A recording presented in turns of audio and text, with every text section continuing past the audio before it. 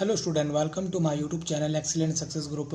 तो स्टूडेंट, आज हम डिस्कस करेंगे क्लास 10 में chapter 9 some application of trigonometry के इंपॉर्टेंट क्वेश्चन नंबर 57 में दे रखा है the angle of elevation of the top Q of a vertical tower P Q. कोई हमारा वर्टिकल टावर है पी क्यू, जिसके टॉप पॉइंट क्यू से हमारा कोई एंगल ऑफ एलिवेशन बना हुआ है from a point x on the ground is 60 degree, जो कि ग्राउंड पॉइंट पे ग्राउंड पर हमारा कोई पॉइंट है एक्स, जिसके साथ बनाता है 60 डिग्री के एंगल।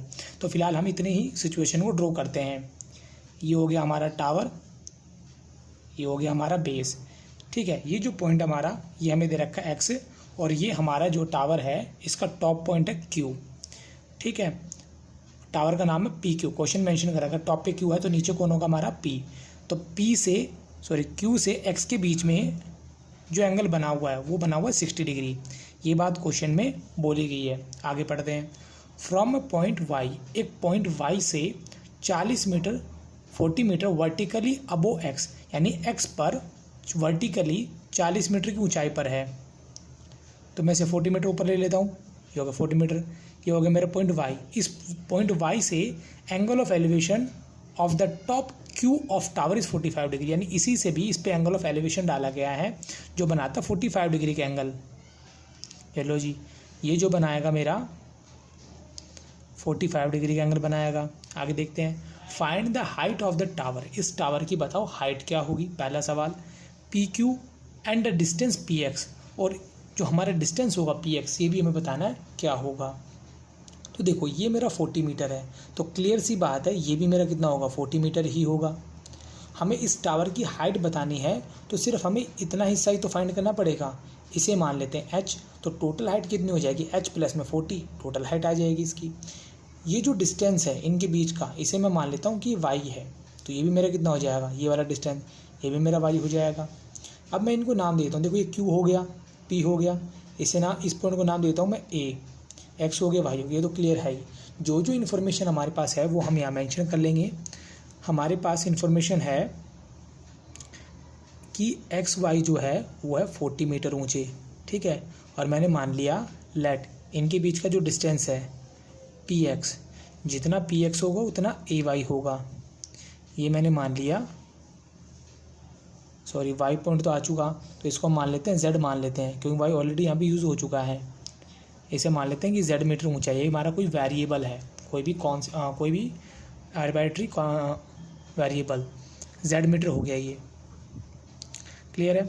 अब हमारा हाइट ऑफ टावर,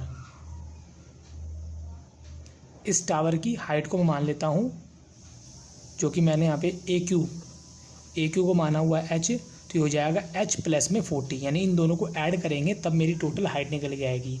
अब इसे सॉल्व करने का मेथड देखो क्या होगा। पहले हमें छोटे वाले ट्रायंगल को सॉल्व करना है, देन हमें बड़े वाले ट्रायंगल को सॉल्व करना है।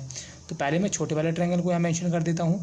ये मेरा है क्यू ए वाई, 45 डिग्री का एंगल। ये जो डिस्टेंस है ये मेरा है z, और ये जो डिस्टेंस है ये मेरा है h। तो इसको सॉल्व देखो कैसे करेंगे। ट्रायंगल ए वाई क्यू, इसमें हमें दो चीज़ों को देखना होता है। पहली, क्या हमारे पास गिवन है, दूसरा क्या हमें फाइंड करना है। तो ये भी फाइंड करना है, ये भी फाइंड करना है, दोनों ही चीज़ फाइंड करनी है। तो दोनों को ले लिया, ए क्यू अपॉन में ए वाई। तो ये हमारा परपेंडिकुलर, ये हुआ हमारा बेस। तो परपेंडिकुलर अपॉन में बेस होता है tan थीटा। थीटा जो भी यहाँ पे एंगल मेंशन होता है वो हम यहाँ मेंशन कर देंगे। ए क्यू हमें h दे रखा है, ए वाई जो कि हमें z दे रखा है। अब tan 45 की वैल्यू क्या होगी, इसके लिए हम यूज़ करेंगे ट्रिग्नोमेट्री टेबल का। ये टेबल कैसे बनाएं इसके ऊपर मैंने एक अलग से वीडियो बना रखा है, जिसका लिंक मैं डिस्क्रिप्शन में दे दूंगा। आप उस वीडियो को देख के समझ सकते हैं टेबल कैसे बनी है। तो फिलहाल बात करते हैं tan 45 की, जो हमें दे रखा 1। क्रॉस मल्टीप्लाई करेंगे तो h इक्वल टू आ जाएगा z। इसे मैं मान लेता हूँ इक्वेशन नंबर 1। जैसे मेरे ये वाला पार्ट सॉल्व हो जाता है, अब हम लेंगे बड़े वाला ट्रायंगल को। ये मेरा बड़े वाला ट्रायंगल हो गया, इसका नाम है क्यू पी एक्स। देखो, यहाँ से लेके यहाँ तक का जो डिस्टेंस होगा ये h है, ये 40 है, दोनों को ऐड करने पे कितना हो जाएगा h प्लस में 40 मीटर। ये हमें ऑलरेडी पहले से गिवन था कि ये z मीटर डिस्टेंस है, एंगल हमें गिवन है 60 डिग्री है। जैसे हमने ऊपर वाले ट्रायंगल को सॉल्व किया है, सिमिलरली इस वाले ट्रायंगल को भी ऐसे ही सॉल्व करना है। In triangle x P Q, ये भी फाइंड करना है, ये भी फाइंड, दोनों फाइंड करने हैं। तो मैंने ले लिया यहाँ पे पी क्यू अपॉन में पी एक्स। तो ये परपेंडिकुलर हुआ, ये बेस हुआ। परपेंडिकुलर अपॉन बेस क्या होता है tan थीटा। थीटा कोण जो यहाँ पे एंगल मेंशन होता है, पी क्यू हमें दे रखा है एच प्लस में 40, पी एक्स जो कि हमें दे रखा है जेड। tan 60 की वैल्यू क्या होती है, tan 60 होता है हमारा √3, तो यहाँ लिख दिया मैंने √3। अब इनका क्रॉस मल्टीप्लाई कर लेंगे, नीचे कुछ नहीं वन मान लिया, h प्लस 40 तो ये हुआ z √3। इसके बाद मैंने यहाँ पे लिखा यूजिंग 1, इक्वेशन 1 को यूज़ किया, h प्लस 40 z किसके इक्वल है h के, तो z की जगह लिख दिया मैंने h वाले टर्म h वाले के पास जाएगी, तो ये हुआ h √3 माइनस में h, यहाँ पे आया मेरा 40, तो दोनों में से h कॉमन आ रहा है, कॉमन निकाला मैंने यहाँ पे, कॉमन निकाला तो यहाँ आया √3, इसके आगे कुछ भी नहीं, 1 मान लेंगे, h तो बाहर आ गया, यहाँ कितना बचा 1। अब ये मल्टीप्लाई में है, इसका आगे का पार्ट मैं अगले पेज पे सॉल्व कर देता हूँ। यहाँ लिखता हूँ h is equal to 40 divide by √3 minus का 1। देखो ज़रा, ये मल्टीप्लाई में था, h के मल्टीप्लाई में है √3 माइनस का 1, मल्टीप्लाई में है तो 40 की किस में आ जाएगी, डिवाइड में। अब हम इसे करेंगे रेशलाइज, क्यों, √ कभी डिनोमिनेटर में नहीं होता है, तो रेशलाइज करने का मेथड ये होता है, अगर माइनस का साइन आ रहा है तो मल्टीप्लाई करेंगे इसके प्लस वाले साइन के साथ, तो ये तो एक बार माइनस में हो गया, एक बार हो गया प्लस में, फॉर्मूला लग जाएगा a² माइनस b², ऊपर वाला तो एज इट एज आ गया 40 √3 प्लस में 1, नीचे एक बार प्लस में है और एक बार माइनस में, तो फॉर्मूला a² एंड √3 का स्क्वायर माइनस में 1 का स्क्वायर, तो स्क्वायर से रूट मेरा कैंसिल हो गया, यहाँ पे 40 आया।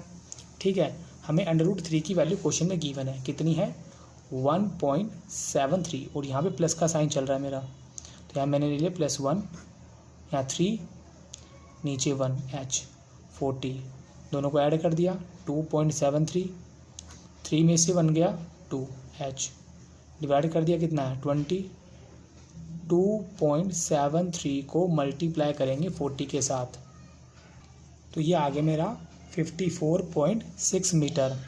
ठीक है, h की वैल्यू आ गई, बट हमें ये पूरी हाइट चाहिए, तो मैं लिखता हूँ total height of P Q, तो इसके लिए मैं क्या करना पड़ेगा, h प्लस 40 करना पड़ेगा, h की वैल्यू कितनी है 54.6 प्लस में 40, दोनों को ऐड कर दिया, यह है 94.6 मीटर, इसकी टोटल हाइट आ जाएगी 94.6।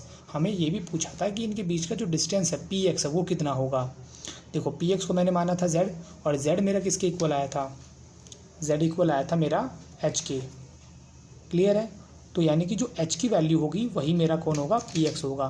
तो h की वैल्यू को मैंने यहाँ पे फाइंड किया था, कितना था 54.6 मीटर, और इसी के साथ मेरा ये क्वेश्चन यहाँ पे कंप्लीट होता है। स्टूडेंट इसी की तरह मैंने एक क्वेश्चन आपके लिए नोट करा हुआ है, ये क्वेश्चन आपको खुद को सॉल्व करना है, आपकी हेल्प के लिए मैंने यहाँ पे डायग्राम को ऑलरेडी बना दिया है। ठीक है, मैं आपको थोड़ा सा समझा दूँ इस क्वेश्चन में क्या करना है।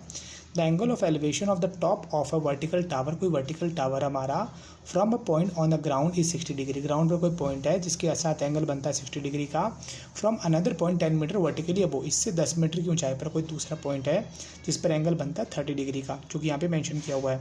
Find the height of the tower, इस टावर की हाइट बतानी है, इसमें हमें डिस्टेंस नहीं पूछा है, फिर भी मैंने इसको मान लिया x, ये x होगा तो ये भी x होगा, ये 10 है, ये 10 है तो ये भी 10 होगा, तो हमें फाइंड क्या करना है, सिर्फ h, जो h फाइंड करने के बाद में प्लस कर देंगे 10 को, तो मेरी टोटल इसकी हाइट आ जाएगी। सेम टू सेम उसी तरीके का बिल्कुल सेम क्वेश्चन है, आप वीडियो को पॉज करके इस क्वेश्चन को नोट करें, सॉल्व करें, और कमेंट बॉक्स में मुझे ज़रूर बताएं कि आपसे क्वेश्चन हुआ या नहीं हुआ।